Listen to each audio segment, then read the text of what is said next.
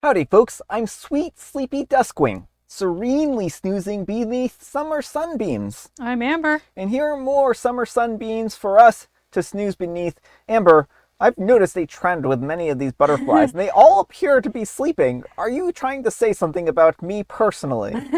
I mean, I was thinking about what butter. Oh, I'm sorry. I just kind of woke up there. I was sleeping.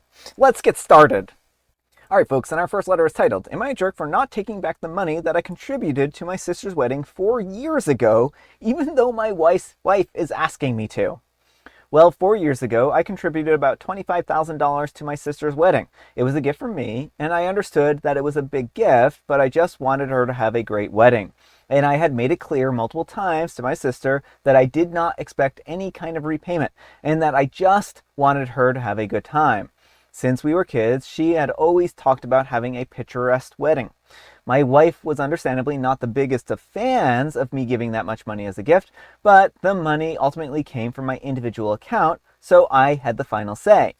My sister and her ex finalized their divorce proceedings last month, and my wife has been asking me to ask my sister for repayment because their marriage did not pan out.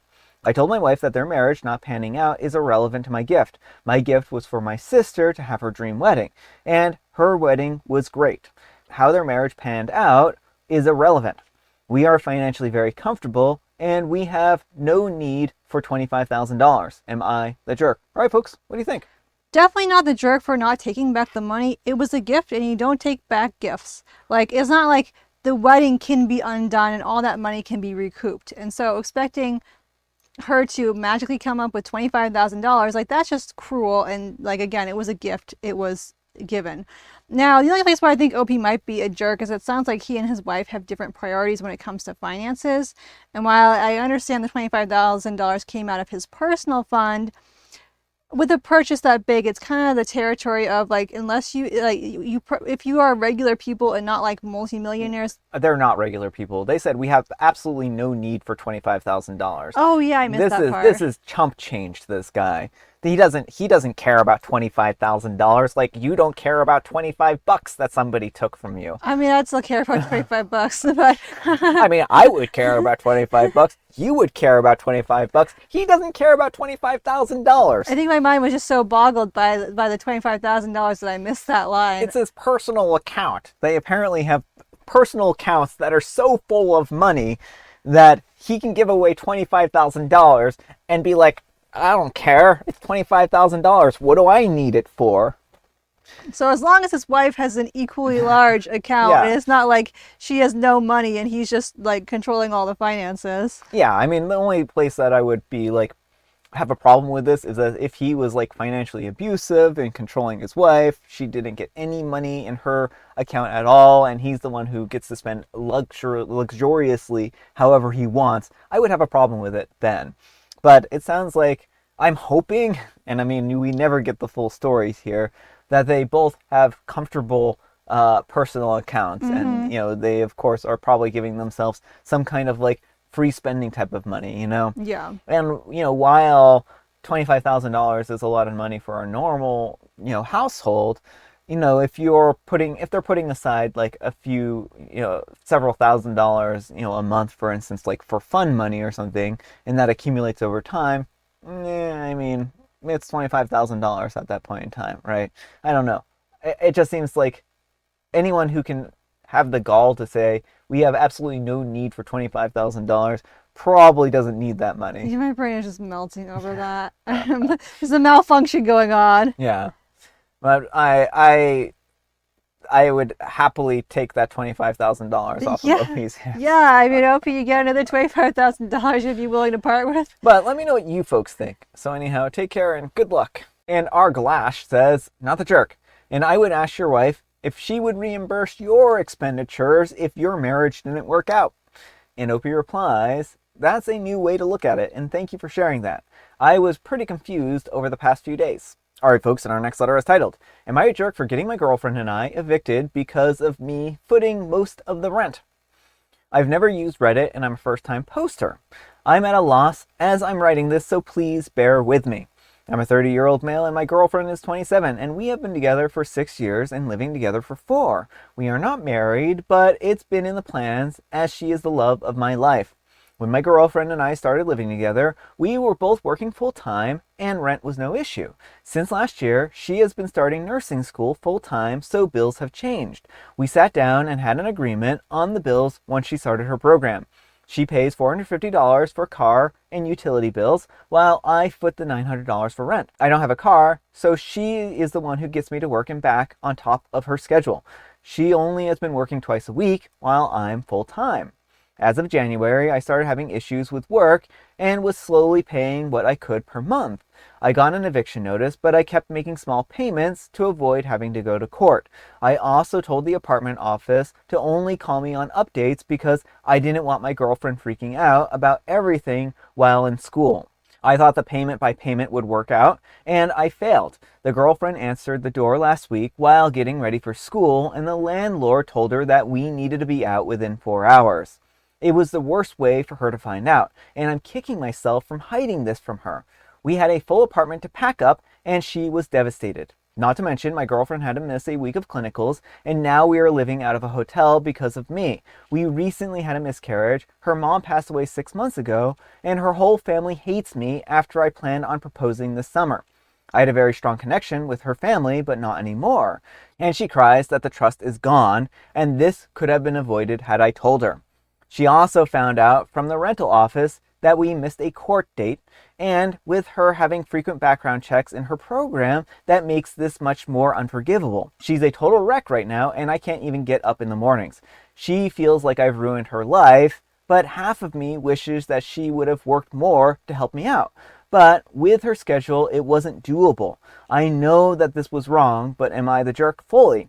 All right, folks, what do you think? Fully the jerk or not fully the jerk? Fully the jerk because she was not aware of the circumstances. I understand OP wanted to protect her, but there had to be a certain point where OP needed to communicate to her that he wasn't able to pay the bills anymore and he needed help. It sounds like he was just burying his head in the sand, paying minimum payments, hoping it would go away. But once you get an eviction notice, like, you're getting evicted. There's a certain protocol, and within that time frame, if you don't get like things sorted, you're gonna get evicted. I feel really bad for OP in this situation. I think that they were trying to shield their partner from a bad situation, and they did a terrible job at that. And they shouldn't have been trying to shield their partner. They should have been realistic and told them the full truth, right? And it wasn't the eviction itself. It was the covering it up, not telling her about what was going on, and hiding very important things from her, like court dates and payment plans, Right. and stuff like that. Because if her name is on this lease, and I'm assuming it is, all of this is going to come back to bite her too. She now has an eviction on her record. She has a missed court date on her record. Like, this has inadvertently sabotaged her in so many ways. Like, she's absolutely right. It's messed her up for getting a future place to live. It may have messed her over with her future employment. There are so many ways that this has and will continue to hurt her.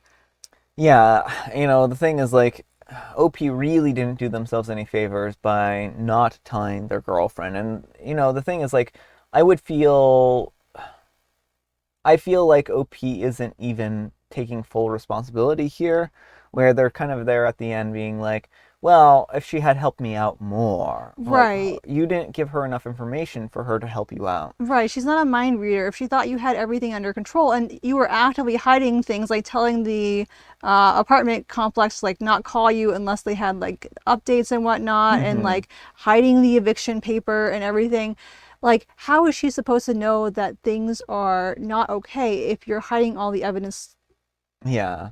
So, again, like, what I want to know is why OP missed that court date, why OP didn't tell their partner about that court date, because that could have actually probably gone a long way towards preventing their eviction.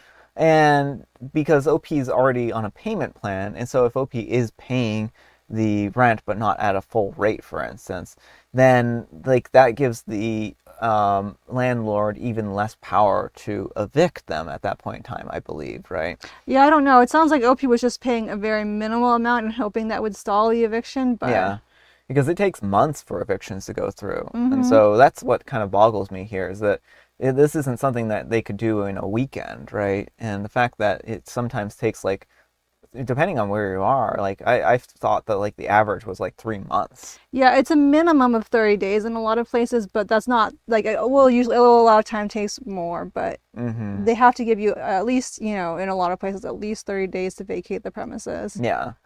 And I just feel bad for Opie's partner more than anything because Mm-hmm. she was completely blindsided by this whole Yeah. situation. Like I know OP was not ill-intentioned, but he made a really poor decision, and now he has to understand that there are going to be consequences for that, and that he can't fault his girlfriend for feeling devastated because she had no say in the situation, and her future has been irrevocably changed. Yeah. As for whether this relationship is salvageable or not, I don't know if it even is. Like, I think that this is such a big betrayal that I don't know how she's going to possibly be able to trust OP again. Right, certainly not trust him with the finances. Like, she would need to see every bill that comes through and make sure that it's getting paid. Like, that's such a because in a partnership, ideally you should be able to trust your partner with some responsibilities. There should be some delegation.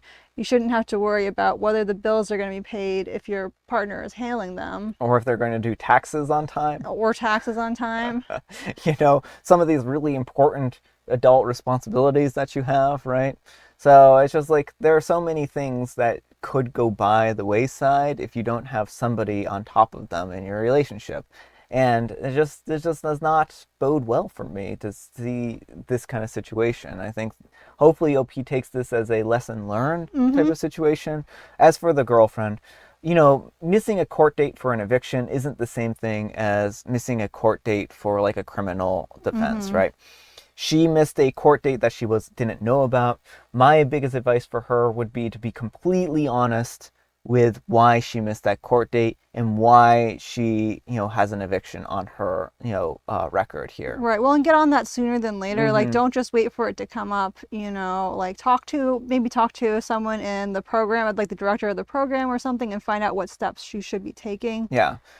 I would even suggest that she might find a lawyer and Yeah. maybe even, work towards getting the eviction taken off her record. Right. Because I think if she can, prove that she had no knowledge of this or information, that it's going to be maybe something that she can actually get taken off her record. And Yeah. because this wasn't negligence on her part. Trusting somebody isn't negligence on your part, right? And that's really what it boils down to. She may have to take OP to court, and OP may have to suffer more consequences, but, he's the one who kind of brought this on himself. But let me know what you folks think. So anyhow, take care and good luck.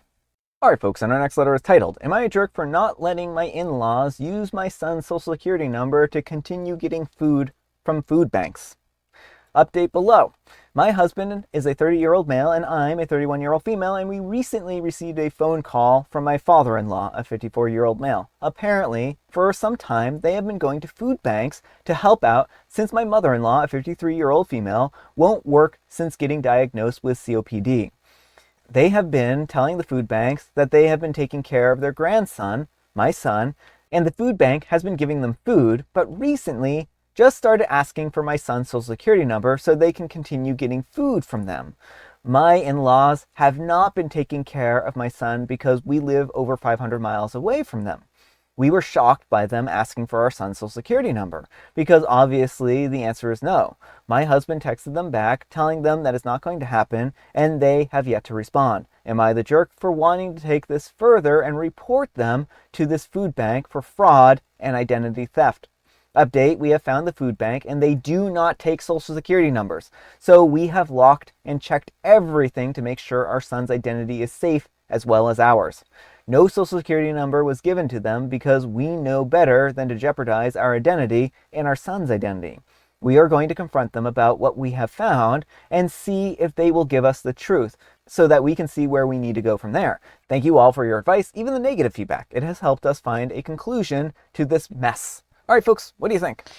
Definitely not the jerk. Do not give out social security numbers to anyone who does not absolutely need them. Yeah.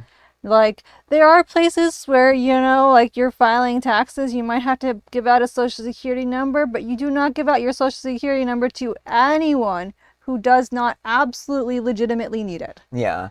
I had heard from some comments that apparently some Catholic charities do require Social Security numbers. I would say I don't know why they're allowed to request those Social Security Mm-hmm. numbers, and I would inherently not trust any organization that would ask for Social Security numbers, no Yeah. matter how good their intentions are. Mm-hmm. That's just information that can really, if it falls into the wrong hands, cause a lot of problems. Right. Like, even if the organization itself isn't shady, if there's a data breach, Yeah, then that could be really not good. yeah.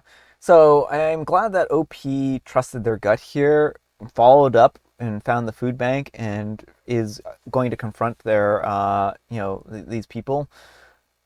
Now, as for like their whole she refuses to work since she got COPD, I mean, COPD is a medical condition, and I mean that certainly would prevent someone from having being able to fully function in a job. So I don't know that that is like that hard of an ask for her to want to not work. Well, I guess it depends on like the state disability requirements. Like, Mm-hmm. she should be looking at is this enough to qualify for disability benefits and whatnot? Mm-hmm. Because there may still be some way to get, if she is, too disabled to work by the state standards, she may be able to get income that way. Yeah. But again, like, the big issue is, like, so often when family members ask for social security numbers, you would like to think you can trust your own family, Yeah. but we have read countless Reddit stories where turns out that's a really bad idea. Yeah, I mean, the whole thing feels very icky where they're like, oh, well, we need your son's social security number so that we can get food from the food bank. We've been telling them that we are taking care of your son. And I Right, mean, that's fraud already. And like, if their income is low enough to qualify for food, like the two of them aren't making enough income, then they should qualify. I mean, I know that, like, unfortunately food bank thresholds are not always, what they need to be, and some yeah. people do, like, earn more without being able to survive, but like, you shouldn't be claiming children you don't have. Yeah, I mean, that's the problem. I mean, it feels more like they're charlatans in some respect, where they're trying to convince people that, oh, they need this, assistance for one reason or another. Because if the food bank has some kind of requirement, when they look at these two individuals and they say, oh, you don't meet our requirements, but suddenly they have a kid, and now they're like, oh, you meet the requirements because of this child. That basically kind of that feels like fraud. I mean, that is fraud, like you said, right? And they need to really seriously reconsider their approach to this. And I understand, like, times are tough, things are hard, but you also should work within the rules of the system to, hopefully take care of yourself too, right? Well, and they're becoming issues too, because like, if they were to claim the child, like, what are they going to try to claim him for, tax purposes or things like that? There Mm-hmm. could be issues. Like, Opie does live 500 miles away, so it's not likely that they would need to go to the same food bank and have the same child claimed. But like, you just don't want people claiming your child for purposes, especially with their social security number. Like, it can create problems. Yeah. But let me know what you folks think. So anyhow, take care and good luck. All right, folks, it is tea time. Grab your beverages of choice. I've got some tea right here, and Amber, she has a joke. What did the coloring book say to the crayon? Oh, I think the coloring book probably said to the crayon, you draw on me so good. I think that my life is far more colorful with you in it. So thank you for being a part of this masterpiece. That's really nice. It's kind of close to what I had. You bring color to my world. Ah, And today is National Crayon Day, and it's also Transgender Day of Visibility. So I'll be doing some book recommendations on Instagram. So if you want to check them out. yes. And go make yourself a crown of crayons, and then you can be the crayon king or queen. And I of Megament. Alright, folks, that's all the time we have for today. Thank you so much for watching. Happy Manic Monday, folks. I hope your Monday is off to a great start. Amber, we need some kind of moral advice and or guidance, and please have it on finances. Once a gift is given, it generally cannot be taken back. Very true. Very true. A financial gift. And when you have been given the gift of an eviction, it's not very much of a gift at all. No. Or if you've been given the gift of identity fraud, it's also not a gift. Thanks so much for watching, and we'll see you all tomorrow. Bye.